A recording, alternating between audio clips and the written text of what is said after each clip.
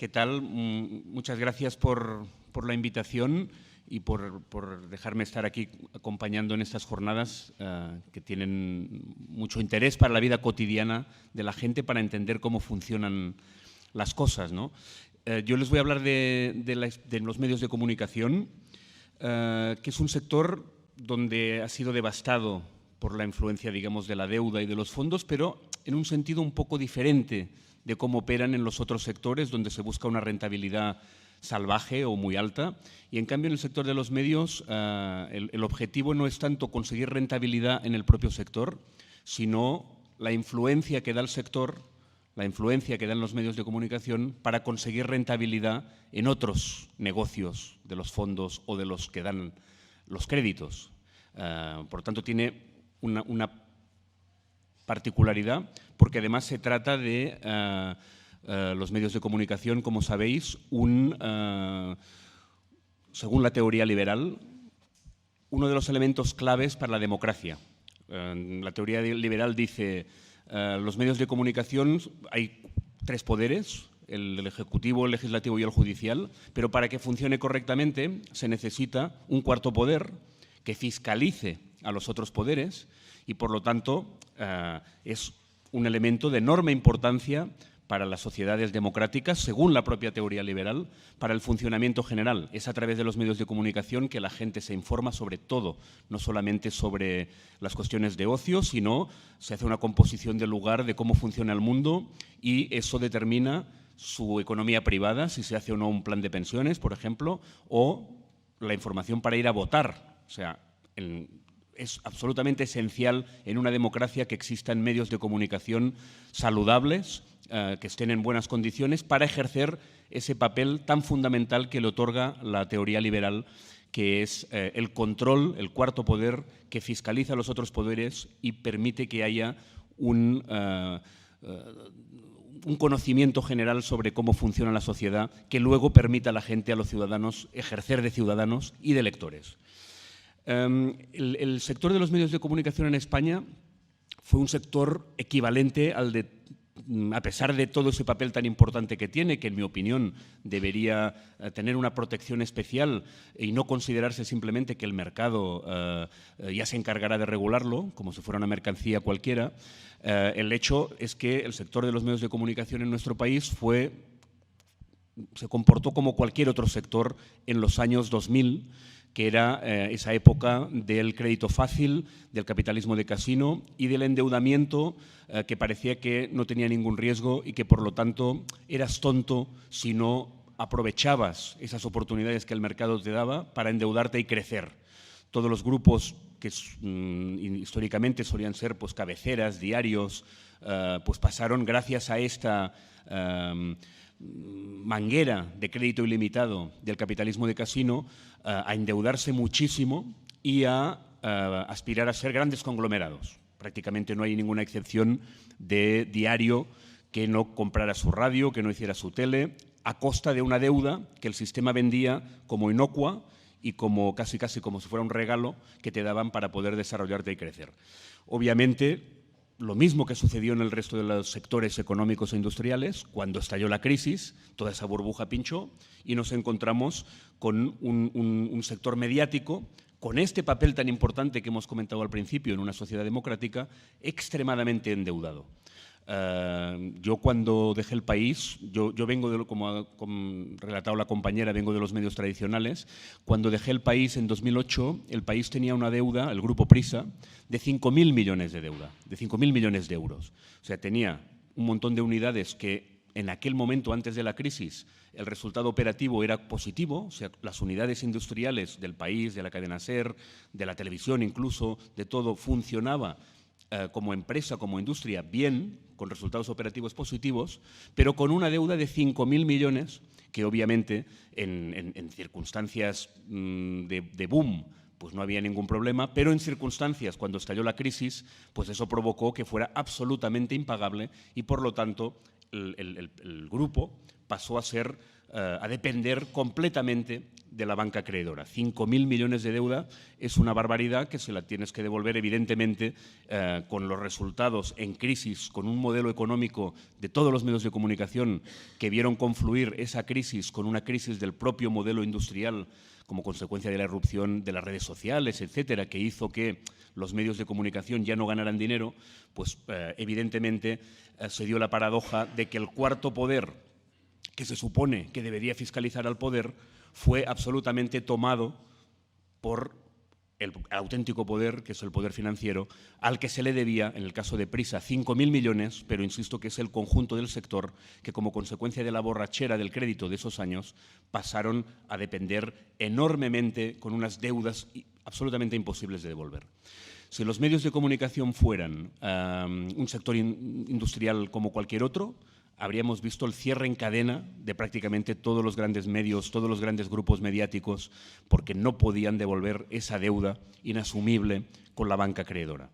¿Cuál es la diferencia? Que no es un sector normal, como decíamos al principio, sino un sector con una enorme influencia a la hora de determinar a la opinión pública, de configurar la opinión pública, y por tanto lo que hizo la banca acreedora, en lugar de dejarlos caer, que es lo que habría hecho si se tratara, digamos, de unas industrias que fabricaban zapatos o vasos o lo que fuera, aprovechando esa gran influencia, se los quedaron. Hubo un trueque generalizado de deuda por acciones y pasaron a convertirse en accionistas principales de los grandes grupos mediáticos, que de esta manera mutaron de manera significativa. Insisto, no tiene sentido que el que debe vigilar al poder, debe fiscalizar al poder, tenga como propietario al poder. Eso ya es un nivel de influencia extremo en comparación con la habitual, que ya es muy grande, ¿no? Porque ya sabéis que a través de los anuncios, a través de un crédito, pues todo eso es una enorme influencia que se puede tener sobre la línea editorial de un medio. Si ya pasas a ser el propietario, eso ya es un cambio absoluto, digamos, de nivel en detrimento del periodismo y a favor de los poderosos, obviamente, ¿no? Hago una rapidísima esquemática cuadro de cómo estaba la cosa a principios de la década pasada, cuando todos los medios quedaron hiperendeudados, estalló la burbuja y el poder financiero se los quedó. El grupo Prisa, como os he dicho, con una deuda de 5.000 millones, quedó a manos de los nuevos accionistas que transformaron esa deuda en acciones, básicamente en aquel momento un pool bancario formado por CaixaBank, el Banco de Santander y el HSBC, que acordaros que es este banco que, pues, por sucesivos informes, es uno de los bancos más sucios del mundo, ¿no? En toda la red de blanqueo de capitales y en toda la red hacia los paraísos fiscales. El HSBC siempre está entre los primeros. Mucho parte del flujo global hacia paraísos fiscales y hacia delincuencia, de blanqueo de capitales, pues está este banco que pasó a ser accionista del diario, en teoría, del grupo mediático progre de este país, ¿no? Que es el Grupo Prisa. Unidad editorial que es El Mundo, Expansión y compañía, pasaron a quedar, son de un grupo extranjero, italiano, que es RCS, que allí está muy fuerte la banca italiana. Está Mediolano y está Intesa Sanpaolo, por lo tanto, también en el mundo, aunque muchas veces se las daba de valiente contra la banca española, pero porque era propiedad de la banca italiana. En los grandes debates sobre el sector financiero, pues obviamente aquí no había ninguna diferencia. Vocento, que tiene ABC, por ejemplo, en aquel momento pasó a ser controlado directamente, básicamente por el BBVA y el Banco Santander. Cuando fallece Botín, en el momento en que fallece Botín, el presidente del Grupo Vocento es el albacea de Botín, es el señor Rechenique, que también estaba en el accionariado, digamos, de Vocento. Imaginaros el margen de maniobra para analizar la figura de Botín si el albacea y persona de la máxima confianza de Botín es al mismo tiempo el presidente del grupo mediático que tiene que informar sobre Botín. A3 Media, que es la televisión probablemente más rentable de España y que también en ese alrededor circula el diario La Razón, pues básicamente quedó, no te diré fusionado, pero con una influencia más allá de lo normal con el Banco Sabadell, en la medida en que los principales propietarios de A3 Media y de La Razón, que son el Grupo Planeta, su propietario, la familia Lara, estaba en el Consejo de Administración del Banco Sabadell. O sea, vemos aquí una fusión contra natura entre un medio de comunicación y un banco. El Grupo Godó dependía completamente de CaixaBank, hasta el extremo de que el presidente del Grupo Godó, Javier de Godó, era vicepresidente de la Caixa en aquel momento, o sea, la fusión una vez más total. Y el Grupo Z, que tiene el Periódico de Cataluña y que es un grupo muy importante en Cataluña y en los regionales de España, también quedó totalmente a merced de CaixaBank, hasta el extremo que cuando cambió la propiedad, la negociación para vender no la hacía la familia Asensio, que era la que dirigía el Grupo Z, sino la banca acreedora, CaixaBank. Las distintas ofertas que hubo para comprar el grupo tenían que hablar primero con CaixaBank en la medida en que en la práctica era el que controlaba el grupo, pese a no estar en el accionariado, pero tenía un nivel de endeudamiento tan grande que obviamente había que aclarar primero una quita para poder ser sostenible la compra, ¿no? Este listado, digamos, no es anecdótico, tiene una enorme importancia en la propiedad de las cosas, ¿no? En la propiedad ya sabéis que hay un dicho que explica muy bien la realidad, que es quien paga manda, y obviamente no tiene ninguna lógica que un medio de comunicación vaya en contra de los intereses de sus dueños. Si los dueños pasa a ser la banca, que es el poder auténtico, en mi opinión, de este país, merced al crédito, merced a ese episodio previo de exceso de endeudamiento, es evidente que estos medios de comunicación, por mucho que, y lo quiero subrayar, hay muy buenos periodistas trabajando allí y que hacen, algunos de ellos, un gran trabajo, pero en un entorno absolutamente hostil para poder hacer buen periodismo. Insisto, si el propietario del medio es al mismo tiempo el poder auténtico de un país, pues evidentemente ese conflicto de intereses en un medio que tiene que fiscalizar el poder, propiedad del propio poder, pues es irresoluble y siempre se resuelve a favor del poder y en contra de los intereses de la ciudadanía, que ven cómo empeora de manera muy significativa, por mucho, insisto, de que haya buenos periodistas intentando hacer su trabajo, las posibilidades de tener información independiente que le permitan hacerse esa composición de lugar auténtica que prevé la teoría liberal, ¿no? Eso, en el caso de la banca,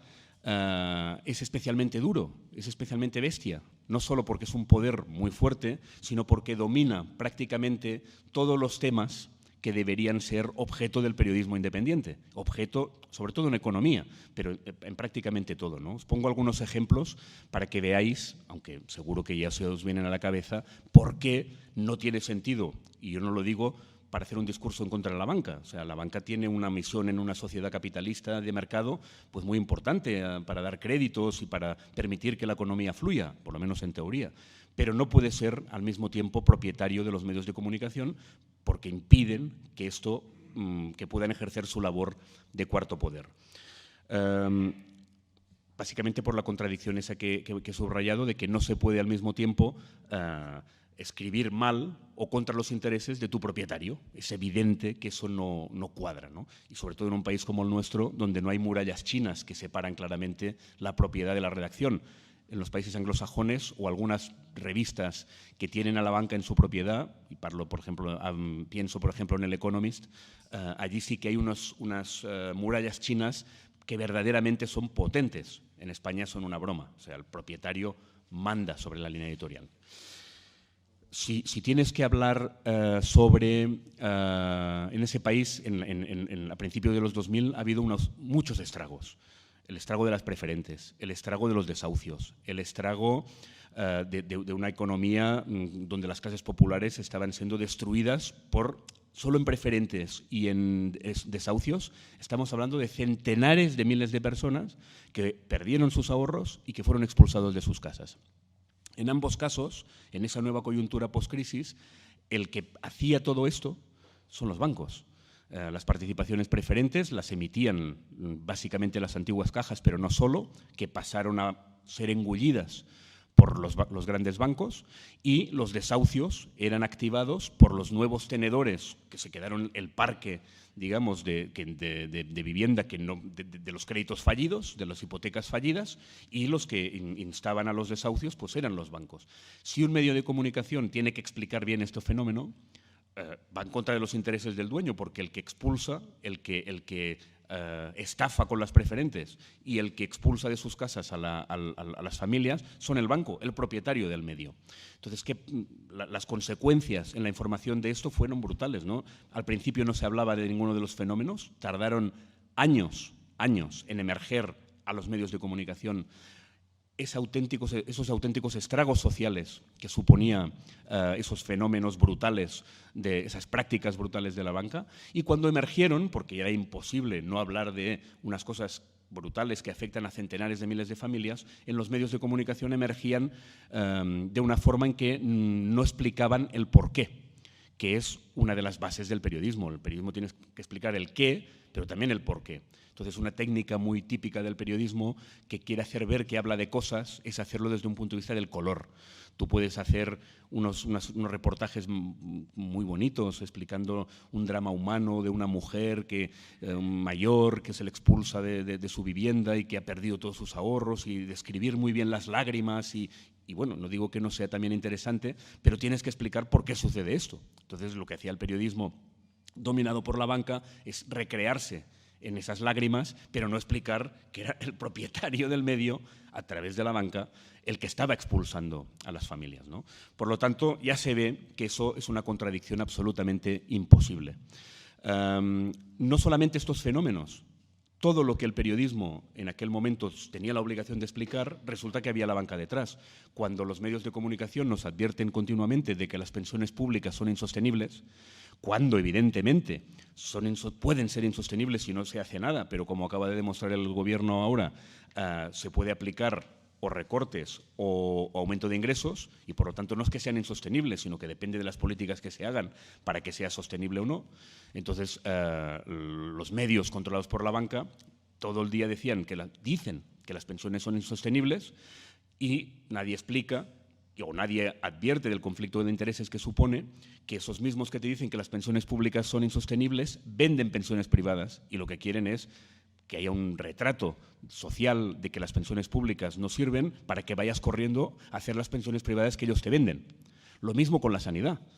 La banca es los principales accionistas de la sanidad privada, etcétera. O sea, hay tantos temas que no se pueden tocar porque el propietario es la banca, por no hablar ya de la información económica relevante de las empresas del IBEX. La banca es accionista de todos, de todas las grandes corporaciones. Por lo tanto, para el periodismo es absolutamente imposible, como consecuencia de la deuda y de la financiarización de los grupos mediáticos, abordar lo que se tiene que hacer. Como sabéis, desde entonces han nacido muchos proyectos de periodismo independiente. Somos la mayoría pequeñas moscas, pero por lo menos está planteada alternativas, en mi caso alternativas económicas, Mongolia, que son, insisto, no estamos todavía en el gran debate público, pero por lo menos se ha plantado la semilla de un ecosistema mediático que no sea dependiente de la banca, y que esperemos que si se riega, pues a medio plazo tengamos un ecosistema diferente. Yo todo eso que estoy explicando se refiere a los medios tradicionales, y aunque me queda poco tiempo, sí que quiero poner el ejemplo, centrarme un momento para que veáis en la práctica los efectos del estrago, de los estragos que esto supone, el caso de Prisa. No porque yo trabajé allí, no porque le tenga ninguna animadversión, todo lo contrario, sino porque es el grupo de referencia mediática de un país, ¿no? Entonces, si al grupo de referencia, el más potente, el más fuerte, el más respetado internacionalmente, le sucede esto, pues imaginaros cómo es el paisaje de los demás. O sea, por eso pongo el foco un momento en Prisa, para que veáis los efectos que esto ha supuesto, este endeudamiento, y las políticas que han llevado como consecuencia de este endeudamiento, no solamente en los contenidos, que más o menos lo he intentado explicar, sino también en la estructura de la empresa, en la salud de la empresa. Porque en el momento en que tienes ya un hiperendeudamiento y entran los fondos, entra la banca, ya los criterios solo pueden ser empresariales, solo pueden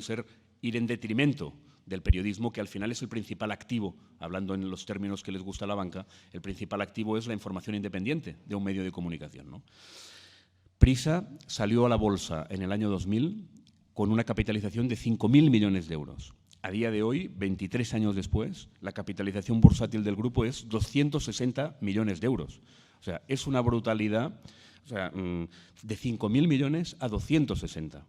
La tirada del país, es verdad que ha entrado Internet y lo que queráis, pero para que veáis también la caída de influencia. Cuando yo me fui del diario en 2008, vendía de media 450.000 ejemplares, ahora está en 40.000. O sea, es un hundimiento desde todos los puntos de vista, que también se ha traducido, obviamente, que hoy hay menos de la mitad de la gente en el grupo porque se ha tenido que desprender de los activos y tantos años después sigue ahogado por la deuda. Ahora la deuda ya no son 5.000, son alrededor de 1.000 millones, pero 1.000 millones respecto a 260 millones de capitalización es una deuda superior a la que a 5.000 millones de deuda con 5.000 millones de capitalización. Entonces, una catástrofe. Quería poner varios ejemplos del impacto en contenidos, pero como me he ido alargando, solo quiero poner uno para que entendáis la magnitud o la importancia que tiene esto, ¿no? En Madrid, una de las cuestiones más, en mi opinión, más increíbles, más bestias que han pasado en este país es la entrega de gran parte del parque público de vivienda social a los fondos de Wall Street, básicamente Blackstone y Goldman Sachs, si no me acuerdo mal, ¿no? Esto que es alucinante, en un momento en donde la gente estaba siendo desahuciada a lo bestia por miles, la respuesta de la Administración es regalárselo casi, porque fue un precio bajísimo a los grandes fondos de Wall Street. Lo normal es que la prensa hubiera puesto el grito en el cielo. Y no lo hizo. Eso pasó delante de todos sin que se publicara apenas. Salía muy mal dado. Después, con el tiempo y cuando cambió un poco la coyuntura, se dio mejor, pero en aquel momento prácticamente no se dio. Y a mí lo que me indignaba es que no lo daba el Grupo Prisa, que en teoría era el grupo de izquierdas, progresista por lo menos. Bueno, en aquel momento, como consecuencia de esta reestructuración bancaria que os he comentado, el representante de HSBC, que estaba ya en el accionariado de Prisa, resulta que era el jefe del fondo Blackstone en España, que es el mismo que se estaba quedando con todo el parque de vivienda social. Imaginaros el conflicto de intereses y con eso yo creo que queda dicho el mal que hace ese tipo de estructuras, el endeudarse excesivamente y la entrada de fondos en el capital de un grupo de comunicación. Muchas gracias.